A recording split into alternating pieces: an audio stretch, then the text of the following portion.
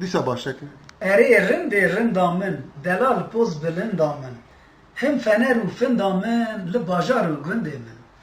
Xezala deşt û çola, tu keybaniya mala, wê ez kuştim helandim, zalima keça fila. Erê rindê rinda min, delal poz bilinda min. Him fener û finda min, li bajar û gundê min. Tu dibê bi rastî roje, ez kirim ker û gêje, qurbana te Xwedê û bo min tiştek bibêje.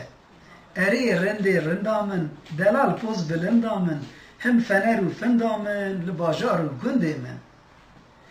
Lêvên te yên şekerî, war rûyê xwe henarî, wela har û dîn kirin, her du guliyê zerî. Erê rindê rinda min, delal poz bilinda min, him fener û finda min, li bajar û gundê min. Nexweş kirim wan lêva, şekir û hingif pêva, hiş û aqlê min nema, ji bo wan her du sêva.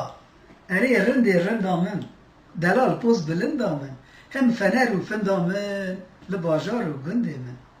Seydayê cûrnê reş bibê, bê te tiştekî nabê, çend sal li benda te me, bo xatirê Xweda bê.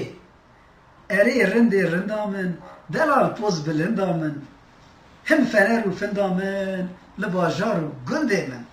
Berxuda be, Xwedê ji te razî be.